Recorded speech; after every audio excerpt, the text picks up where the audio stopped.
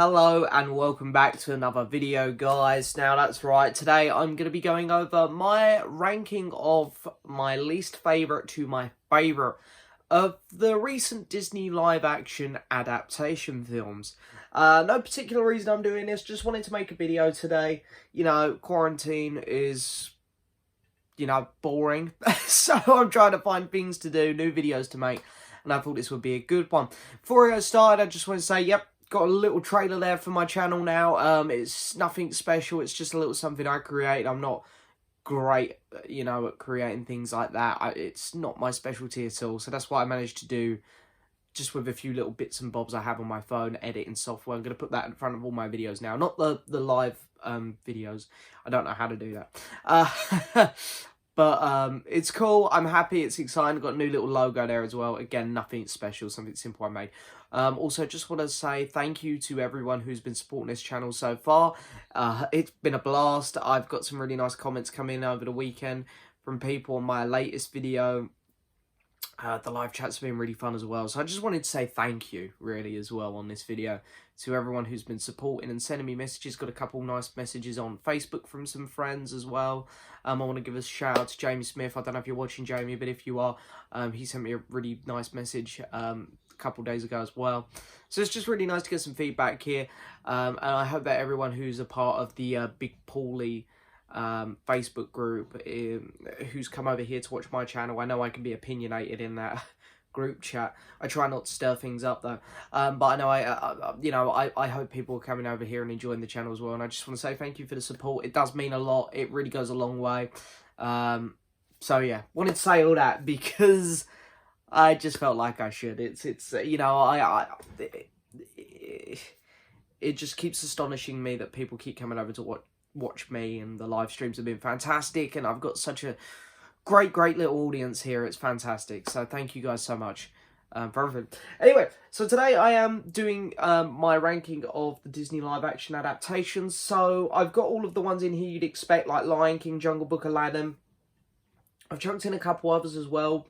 I've got like Alice Through the Looking Glass, the Maleficent movies, Christopher Robin. So it's kind of just the live action Disney films lately. I haven't put in things like Pirates of the Caribbean though, because I've already done a ranking on them ages ago. And I've missed out like Mary Poppins and stuff because it's a musical, and then I'm not doing Marvel because Marvel's, Marvel, and I'm not doing Star Wars. This is just kind of their, the ones I've seen, and they're more modern, they're the modern ones. I haven't seen Pete's Dragon, so I've left Pete's Dragon off. But how many films have I got here? 6, 7, 8, 9, 10, 11, 12, 13, 14, 15 films. So again, if you want to take these 15 films and rank them yourselves in the comments below, if you've seen all 15, that would be awesome. I'd love to see your guys' lists. As I say, I would include Pete's Dragon in this, but I haven't seen it.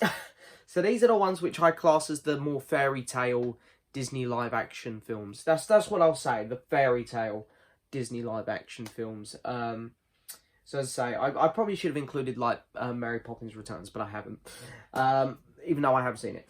So out of the 15, coming in last place is Oz the Great and the Powerful. So this is the sequel to The Wizard of Oz, which is a truly stunning film, the original. It's just a fantastic, masterful movie and is an all-time classic.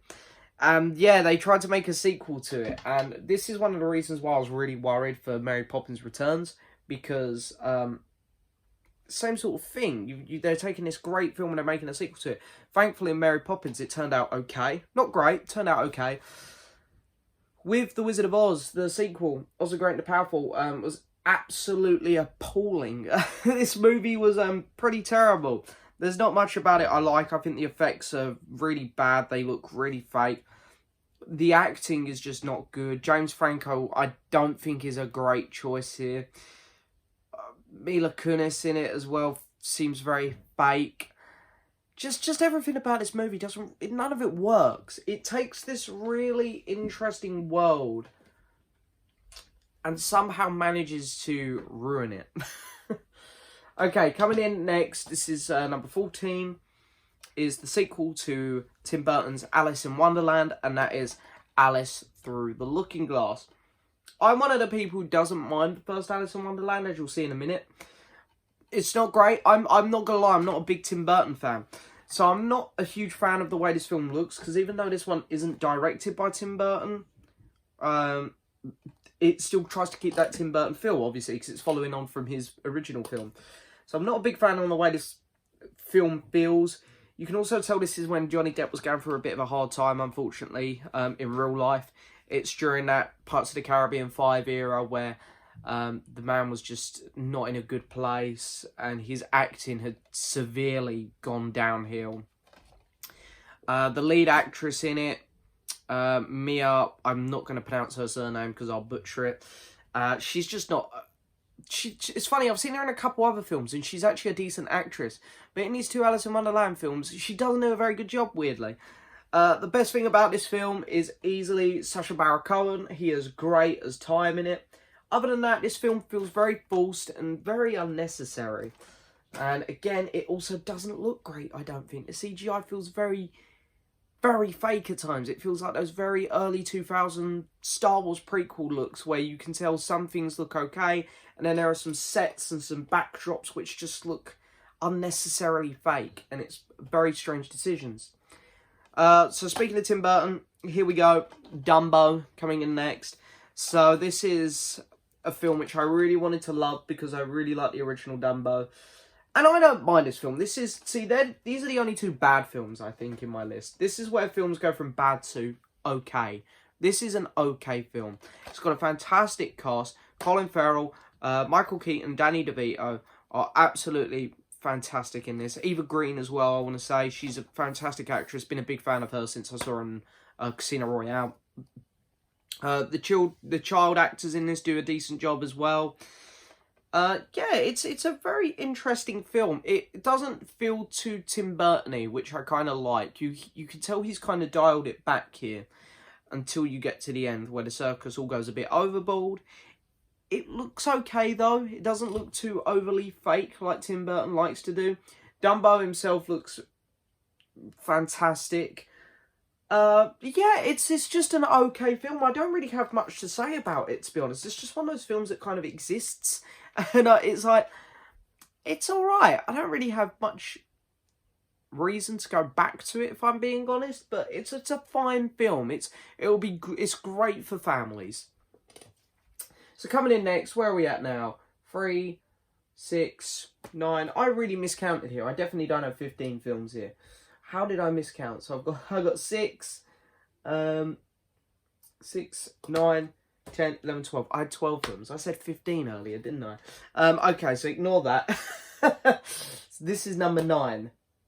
Yes, number 9. God, I swear, I actually did okay in maths at school. I'm not sure what happened there. Going to keep on that Tim Burton theme, because next up is the first Alice in Wonderland.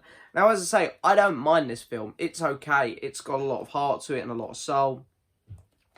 Johnny Depp is good in this movie. Everyone's good in it, other than the lead actress, strangely. I like this film because it actually has a sense of direction. It has an idea where things are going.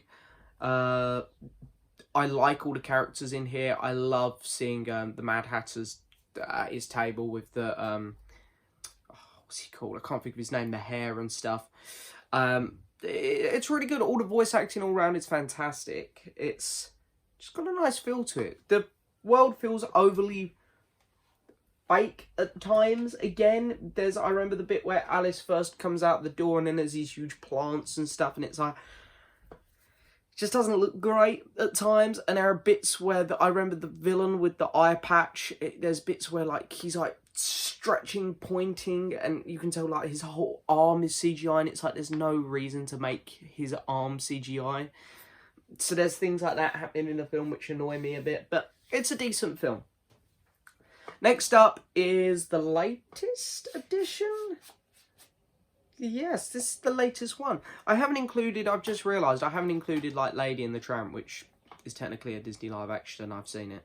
But anyway, if I was to include Lady and the Tramp, I'll say this. It would probably come between Alice in Wonderland and Dumbo. Next up is The Lion King. This is the latest one, I'm pretty sure. To hit cinema at least, until Mulan later this year. the reason this film has made it above Alice in Wonderland, because I really honestly had Alice in Wonderland above it for a minute, is because this film is stunning. And if I ever I don't know why I'd ever not want to watch the original, but putting this on would very much please my eyes. It's a fantastically beautiful movie. Do I have problems with this film? Yes, I have huge problems with this film. This film is a scene for scene of the original. That's the problem with this one. When I watched, for example, like Jungle Book, Aladdin, Cinderella, we'll talk about them in more detail in a minute. But when you watch them, you can see there are changes in these films. There are turns and twists where you go, oh, okay, didn't see that coming. Whereas this is scene for scene to the original. And the original does everything better. The original is paced better. A lot of the transitions worked really well in the original because it's a 90s film. It's got that classic animated feel. Whereas they do some of those transitions in this film. And because this one's so modern, those transitions don't work with the modern effects. The voice acting is all better in the original. Literally every actor in the original does a better job. Not saying people in this film do a bad job. But I say all of them do a better job in the original. But just everything about it. The soundtrack's so much better in the original. So if I ever wanted to watch The Lion King, unfortunately I don't think I'm ever going to choose this version. But if you try and pretend that the original don't exist, it is a good film. It's a classic story. But unfortunately for the new one, the original exists. Okay, next. This is 1, 2, 3. This is coming in at number 7. I can't remember this film too well, so excuse me if I don't go into too much detail on this one. But I'm going to show the original, the first Maleficent movie. Maleficent has always been one of those Disney villains, which I just loved. I thought that she looked amazing. I loved her powers, and I was just always wanting to see this character develop more as a kid, just to see more to do with this character. So when this film came out, I was actually quite excited to see it, and I remember really enjoying it for the most part. It feels a bit empty at times and almost a bit forced, but there's some real cool moments in it. The effects are good in this. Angelina Jolie is a great choice, as is Elle Fanning, I think. The blonde actress in it. They both do a fantastic job in this movie. It's a really good movie. It's, you know, it's just simple, innocent Disney fun. Don't have much to say on that one. I need to rewatch it. Okay, next up, this one here. I think this is the first one I saw in the cinema out of these lot. Yeah, this is the first one I saw in the cinema. I took my sister to see this. I just started a new job, so I was like, she really wanted to see this, so I said, I'll treat you. I'll take you to the cinema to see this movie. So we went to see it. My sister was buzzing. She was like, this film's going to be great. I was kind of like, I'm not really fussed, but you want to see it, so let's go. And I actually walked out saying, oh, I really enjoyed myself. And that is Beauty and the Beast. Yeah, this film made crazy money. This went to like $1 billion. It's crazy how much money this film made. But this is a super fun movie. It doesn't change loads from the original movie, but there are some twists and turns in it which are different. Visually, it's stunning. This film is beautiful. The little village at the start in France looks incredible. The Beast himself looks really cool. I love the voice actor as well. All the actors in this do a great job. You know, Emma Watson does a fantastic job. And all of the side actors as well. From Luke Evans, of course, playing Gaston. Fantastic. And, you know, Ewan McGregor, Stanley Tucci. Who else is in this one? Ian McKellen, Emma Thompson. They all do a fantastic job of voicing. The songs are really fun and really catchy. And yeah, I just really enjoy this movie. I think it is just a really fun time. Coming up next in 5th place is going to surprise a lot of people, because even though this film done well, I don't think loads of people saw it. And that is Maleficent, Mistress of Evil. This is going to surprise people because it's weird that a sequel that no one cared about is actually this high on my list. I didn't care about this film, I'm not going to lie. I didn't even see this one in the cinema. And last year, I saw around 80 films at the cinema. And this wasn't one of them. And for me to miss a big Disney one is quite strange. So I think you can kind of tell I didn't care about this film. But I bought it on Blu-ray because I wanted the nice 3D red slip to go with Maleficent 1.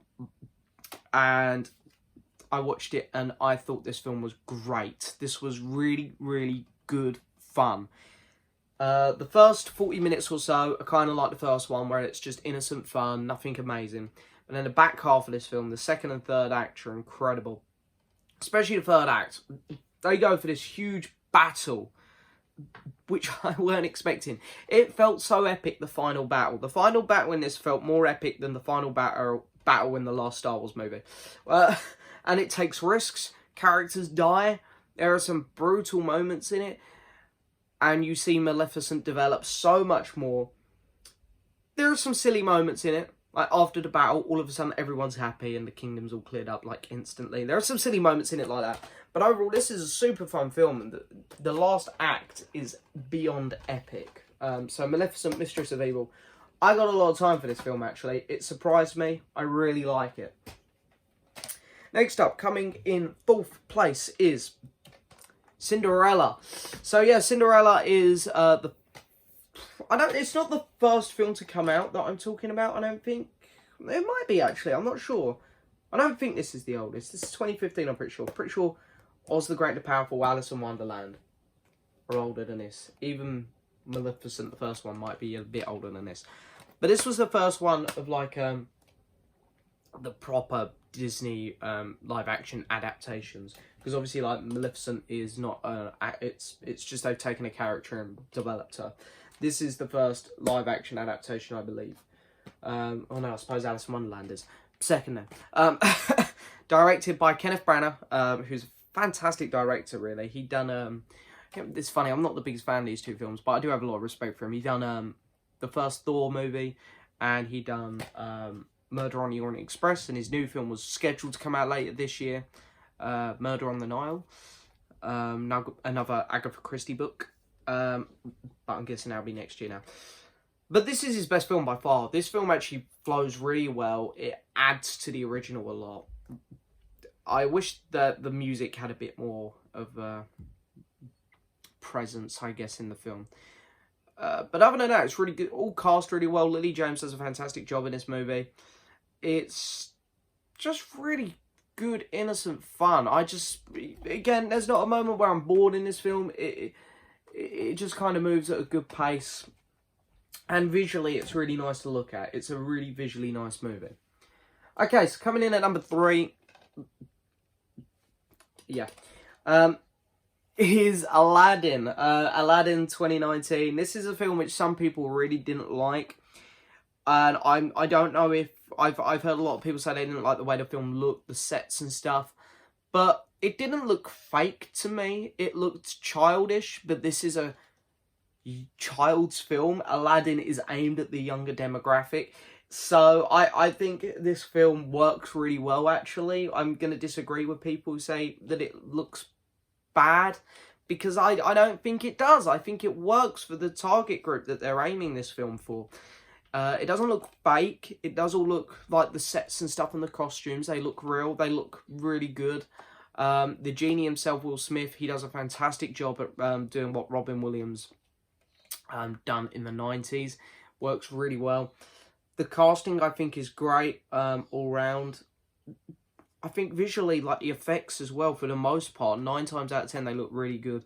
Jafar looked a bit at the end, and I don't think casting for Jafar was great. I think that's maybe the one thing that this film really kind of didn't get right. But the songs in this are great. I think the back half of the film's missing a song, really. I know that there isn't really a big one in the original film, After a Whole New World. But I know that they do Speechless in this one, but I think the song's okay. I think we need another fun, upbeat song in the back half of the film. But the film just flows really well, and it's enjoyable. I really like Aladdin. I'm one of Aladdin's defenders. I like the movie. Okay, coming in second place. This is a film which I didn't really care about too much, but I remember walking out of the cinema just saying that was honestly that's some of the most fun I've ever had watching a film in the cinema. And that would be Christopher Robin. This film is just so fun, light-hearted, and entertaining. I just absolutely adore it.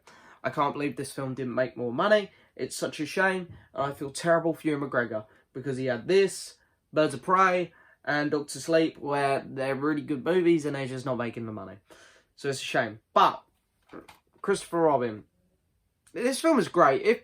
If you got kids, if you're a family, this is the perfect film to show your kids. It's fantastic. All of the, Winnie the Pooh, Tigger, Eeyore, Piglet, Rabbit, all of them. Roo, fantastic. They look incredible. They sound amazing. All the actors, Ewan McGregor, Hayley Atwell, they do a fantastic job. And this film just moves really well. Scenery as well. This film looks stunningly beautiful. All the old cars and, you know, all the old... When you're in London, in I'm not sure what year this is, the 50s, I'm guessing. It's stunning. And the characters themselves look incredible. I really, really enjoy this movie. I love it a lot. Christopher Robin, number 2. But number 1 is going to The Jungle Book.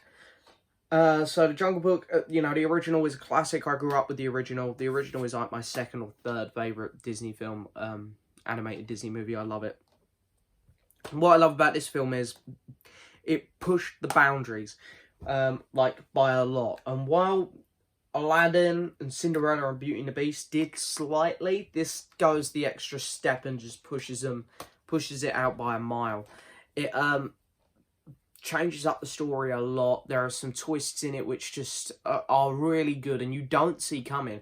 I like the fact that they expand on things like the wolves and stuff because they didn't really get the time of day in the original. And while that works perfectly for the original film is still fantastic. I like the fact that this one says, okay, we're going to make it different to the original.